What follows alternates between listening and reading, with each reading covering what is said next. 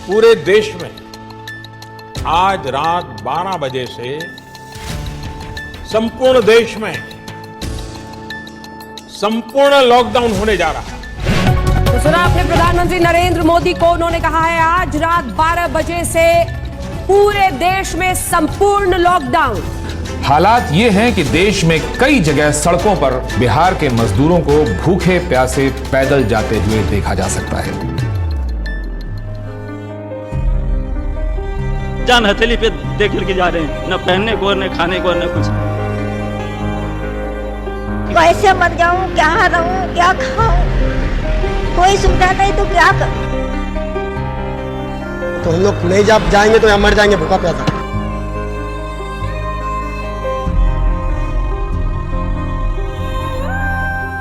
मेरा हस्बैंड खत्म हो गया, मेरा बाबू चला गया हमको छोड़ के। कोरोना से जंग में भी देखिए बिहार अस्पताल खुद बीमार है, अस्पतालों के हालात बता रहे हैं कि मरीज भर्ती हो जाएं तो वो भगवान भरोसे ही घर वापस हो पाएंगे। पटना के अस्पतालों में ऑक्सीजन की कमी है, अस्पतालों ने मरीजों को लेना बंद कर दिया है।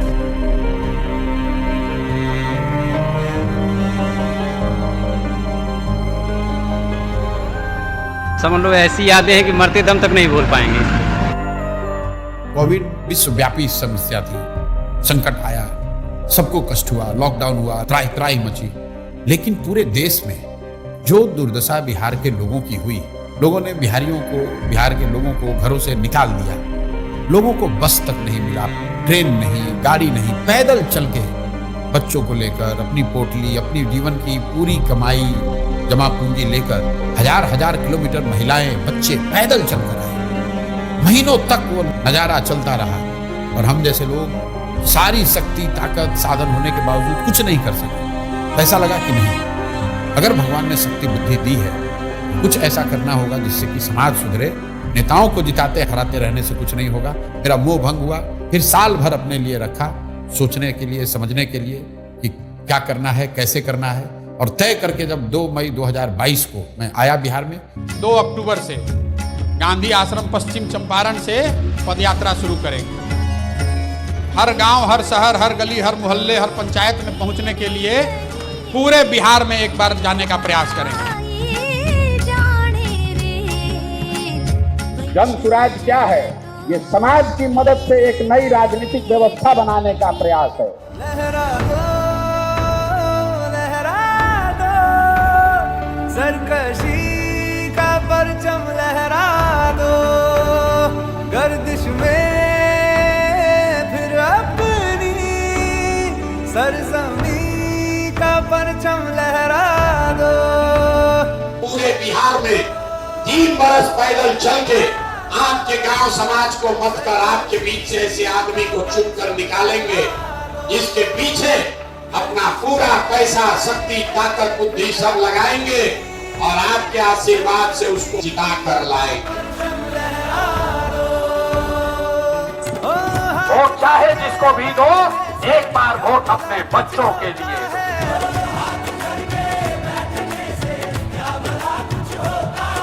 वोट देते समय स्वार्थी बनिए, अपना और अपने बच्चों का हित देखिए।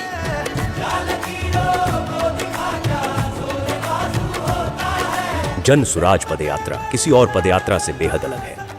इसका लक्ष्य सुर्खियां बटोरना नहीं, लोगों के बीच जाना था, उन लोगों की समस्याएं, उनका दुख समझना था जो आजादी के 7 दशक बाद भी मुख्य धारा में नहीं पहुंच पाए। प्रशांत किशोर उस बिहार को ढूंढने निकले थे जो विकास की दौड़ में इतना पीछे छूट गया था कि वहां उम्मीद की कोई किरण तक नहीं पहुंचती थी, जिसे देश के सभी नेताओं और दलों ने न सुधर पाने वाला राज्य मान लिया था। जन सुराज पदयात्रा का कोई समय निर्धारित नहीं है। जब तक एक पंचायत की सभी समस्याओं का पता न चले, अलग अलग समाज और वर्गों के लोगों की मुश्किलों का पता न चले, तब तक प्रशांत किशोर उसी पंचायत में रहते। बिहार में यह पहली बार हो रहा था कि कोई व्यक्ति पायदान में खड़े आखिरी शख्स तक पहुंच रहा था, उससे बात कर रहा था।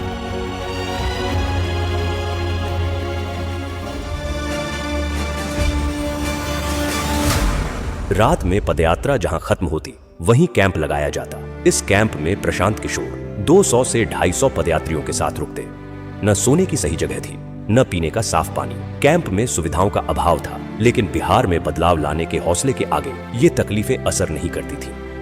सुबह होते ही कैंप में गांव वालों का आना शुरू हो जाता। प्रशांत किशोर उनसे मिलते और उनकी समस्याओं पर बात करते। लोगों को यकीन था कि कोई सुने न सुने प्रशांत किशोर उनकी आवाज सुनेंगे और उनका दुख दूर करेंगे।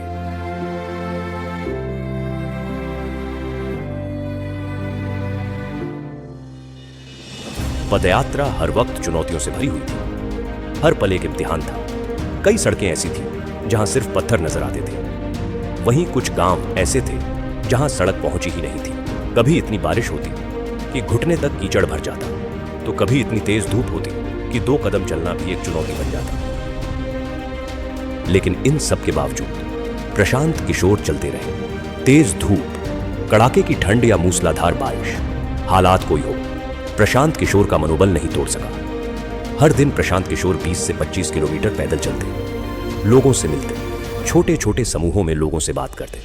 जो पदयात्रा महज कुछ लोगों के साथ शुरू हुई थी, अब उसमें लोग दूर दूर से आकर जुड़ने लगे। प्रशांत की आवाज पूरे बिहार में गूंजने लगी। वो जहां जाते, लोग उनकी बात सुनने के लिए इकट्ठा हो जाते। जिस मुखिया को, विधायक को जात और धर्म के नाम पर 500 रुपया और मुर्गा भात के लालच में आप वोट देते हैं, वही आदमी जब जीत कर आता है, आपके हलक में उंगली डाल के 5,000 10,000 रुपया निकालता है और आप बाप बाप चिल्लाते हैं कि भैया बड़ा भ्रष्टाचार।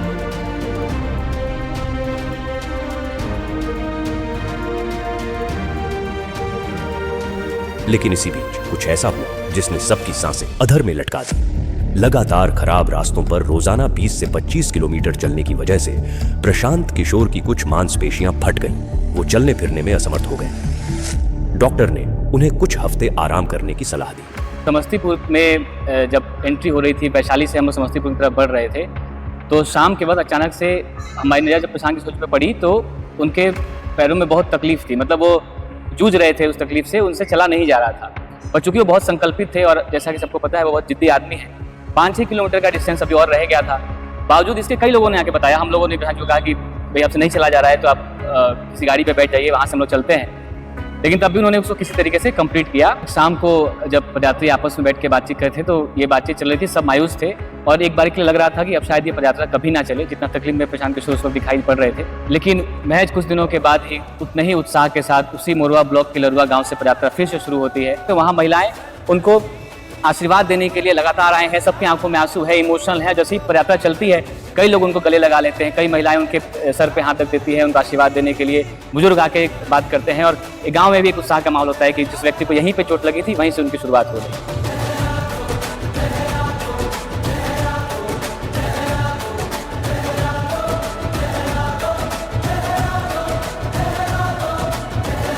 कई लोग हमको कहते हैं भैया बड़ा कठिन काम ले लिए। मेरे घर वाले, मेरे दोस्त मित्र, जानने वाले, सहयोगी सब यही कहते हैं ये तो बहुत कठिन काम आपने ले लिया है। मैं कहता हूँ भाई कठिन है इसलिए मुझे करना है, कोई दूसरा नहीं हिम्मत करेगा इसलिए मुझे करना है।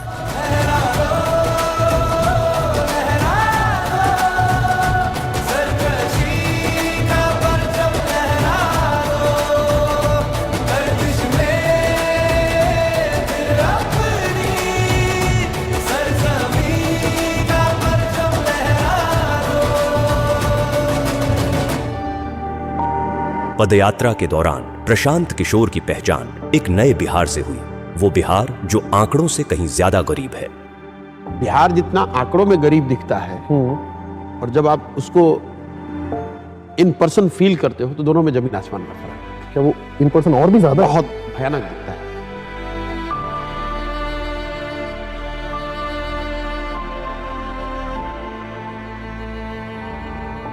जब आप उसको विजुअली देखते हैं, इंटरैक्ट करते हैं तो कभी कभी वो मतलब घबराहट सी होती है, इतनी मतलब है घबराहट होती है यार ये कैसे सुधरेगा, कितना पीछे छूट गए हम लोग। क्वाइट कॉमन, आप किसी भी सभा में आप बैठते हैं तो 5-10 ऐसी बूढ़ी महिलाएं आपको मिल जाएंगी, बुजुर्ग मिल जाएंगे जो कहेंगे कि हमारे पास कुछ नहीं है, 400 रुपये पेंशन मिलता है, वो भी नहीं आ रहा है, बच्चों ने मुझे निकाल दिया है, मेरे पास घर नहीं है। वो घबराहट होती है मुझे। घंटों में सोचता हूँ कि यार कैसे वो मैनेज कैसे करते हैं 400 रुपये में।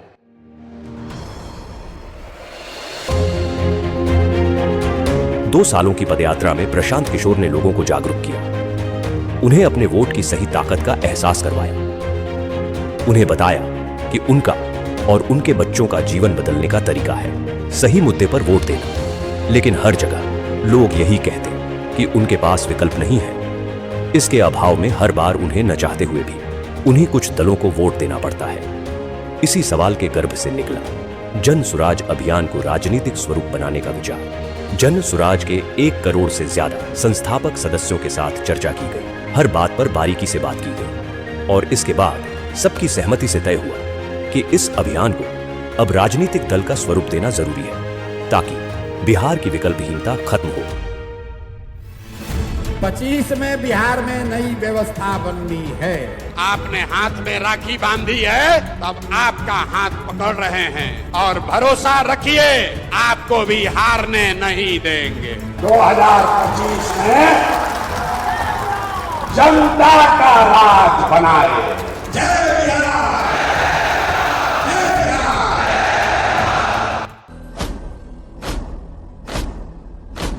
आरंभ है प्रचंड बोल मस्तकों के झुंड, आज जंग की घड़ी की तुम हार दो। आरंभ है प्रचंड बोल मस्तकों के झुंड, आज जंग की घड़ी की तुम हार दो। मान वान शान या कि जान गाहो दान, आज एक धनुष के बाण पे उतार दो। आरंभ है प्रचंड, मन करे सो प्राण दे, जो मन करे सो प्राण ले, वही तो एक सर्वशक्तिमान है। कृष्ण की पुकार है, ये भागवत का सार है कि युद्ध ही तो वीर का प्रमाण है। जो लड़ सका है वो ही तो महान है।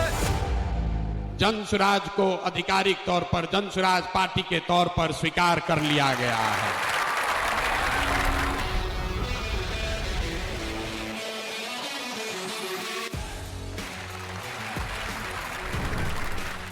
जन सुराज बिहार के युवाओं की जिद है कि जिस बिहार को इस देश के बड़े बड़े दल और नेताओं ने न सुधर पाने वाला राज्य, जातियों में बटा हुआ राज्य मानकर इसके हाल पर छोड़ दिया है, उसको सुधारने का जिम्मा यहाँ के युवाओं ने उठाया है। ये हमारी जिद है। जन सुराज बिहार के युवाओं का संकल्प है कि अगले 10 बरस में देश का सबसे गरीब और पिछड़ा राज्य बिहार, इसको देश के 10 सबसे अग्रणी राज्यों में शामिल कराकर ही दम लिया जाएगा। तो जन सुराज जिद है युवाओं का, जन सुराज हमारा संकल्प है, जन सुराज एक नई व्यवस्था है। लेकिन सबसे बढ़कर ये जन सुराज का सपना है। अपने जीवन काल में हम लोग ऐसा भी दिन देखना चाहते हैं जब हरियाणा, पंजाब, गुजरात, महाराष्ट्र से लोग बिहार में रोजी रोजगार करने आए, तब मानेंगे कि बिहार में विकास हुआ है। होना चाहिए कि नहीं होना चाहिए? होना चाहिए कि नहीं होना चाहिए?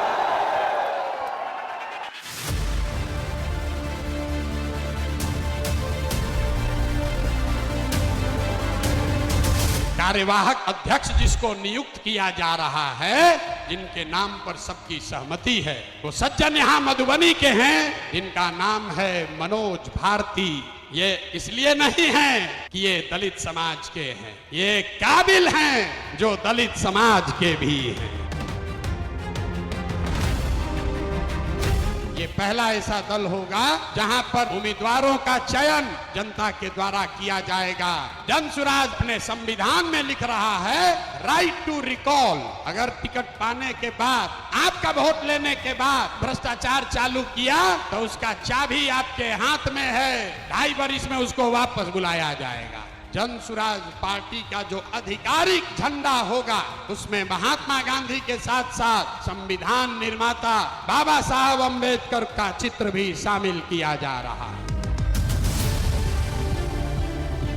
कमर कस लीजिए, जंग की शुरुआत ठान दी है, अब हम लोग पीछे हटने वाले नहीं हैं। जय बिहार, जय बिहार, जय बिहार, जय बिहार, जय बिहार।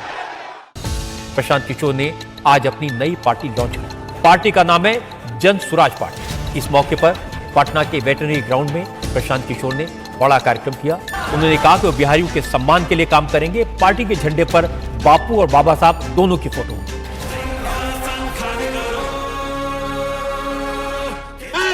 यात्रा पर निकलूंगा और आपके घर आपके गांव आऊंगा, ये हमको रोक नहीं सकते हैं।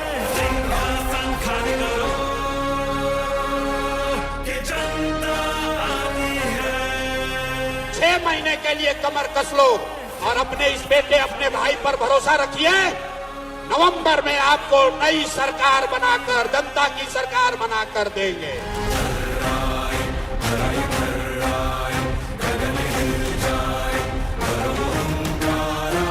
आप हमारे साथ आइए, हमारे साथ आइए और पूरे देश के राजनीति का निडिल घुमाकर अगर बिहार के ओर न कर दिए तो आपका बेटा नहीं।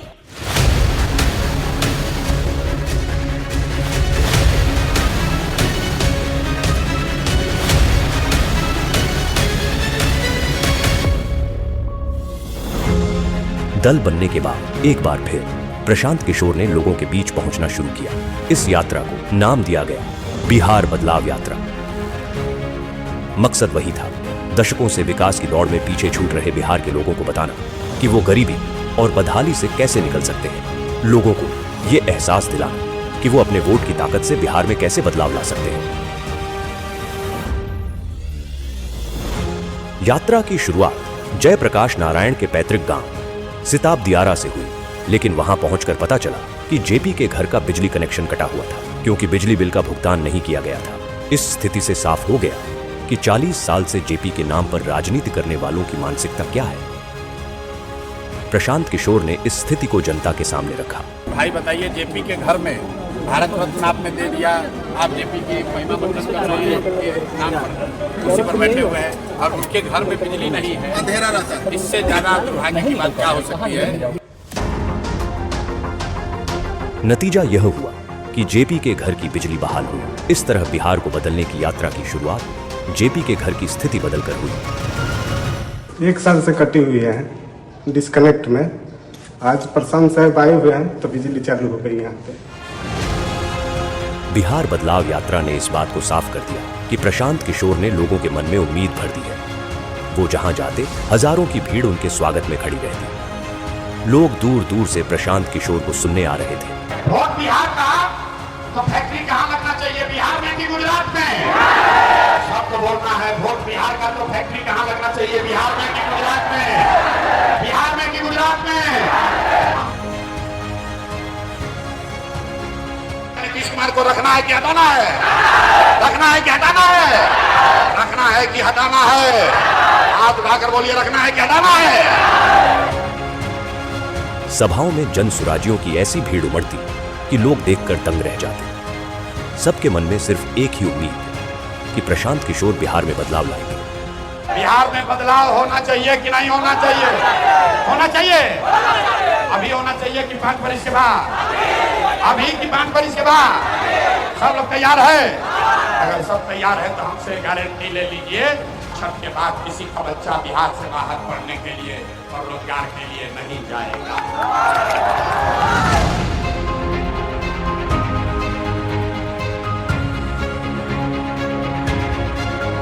प्रशांत किशोर ने बिहार में इन 3 सालों में जो करके दिखाया, उसने बिहार की राजनीति की दशा और दिशा दोनों बदल दी है। प्रशांत जी को देखता हूँ आजकल घूम रहे हैं पूरा बिहार, गाँव जा रहे हैं, बहुत परिश्रम कर रहे हैं। उनकी बातें तो बड़ी इंटरेस्टिंग और बड़ी फैक्ट वाली बातें करते हैं वो। प्रशांत किशोर जो है, इसमें कोई डाउट नहीं है कि एक शक्ति के रूप में, एक ऑल्टरनेटिव पॉलिटिकल पार्टी के रूप में अपने को एस्टैब्लिश नहीं किया हो। मैं प्रशांत किशोर जी को फॉलो कर रहा हूँ क्योंकि उनकी बातें कनेक्ट करती हैं मेरे से। वो तथ्य रखते हैं सामने और सार्थक बातें करती हैं, पॉजिटिव बातें करते हैं। कास्ट या रिलीजन और इन सब से उठ के बहुत ही प्रैक्टिकल बातें। बिहार में प्रशांत काम कर रहा है, मुझे उनसे बड़ी आशा है। मुझे उनमें बड़ा तेजस्वी युवक दिखाई देता है जो बिहार का दर्द जी रहा है। 3 साल से गांव रोड वो घूम रहे हैं, लोगों के बीच में जा रहे हैं। ये इस चीज को मैं दाद देता हूँ, सलाम करता हूँ इस भावना। प्रशांत किशोर जी को जब मैंने अभी देखा लास्ट सम 2-3 इयर्स से बिहार के लिए बात करना, तो लगा कि नहीं, ये एक परिवर्तन करने की समय है और इस परिवर्तन के क्षण में मैं अगर उनकी ताकत नहीं बनूं पीछे से, तो फिर मैंने क्या किया। फिर मैं समझती हूँ कि ये भी एक मोमेंट है कि बिहार की जो परिवर्तन की बात है, सपोर्ट करने की जरूरत है उनको। भारत की जो राजनीति है, उसमें प्रशांत किशोर जैसे लोगों का बोलबाला होना ही चाहिए। प्रशांत किशोर तो बहुत बढ़िया आदमी, राजनीतिक सूझबूझ तो उनके अंदर सबकी है। अब तो हवाएं ही करेंगी रोशनी का फैसला, जिस दिए में जान होगी वो दिया रह जाएगा। वो आदमी गांव-गांव में जाकर के अब ऐसी स्थिति वो क्रिएट कर दिया है कि चर्चा हो रहा है उसका, कांधों लगा रहना और जाना हर लोगों के गांव में बिना सिक्योरिटी के चलना, उतना हिम्मत के साथ चलना। तो मैं देख रहा हूँ एज ए जर्नलिस्ट, तो उस आदमी को सैल्यूट के सिवा हम कुछ नहीं कर सकते।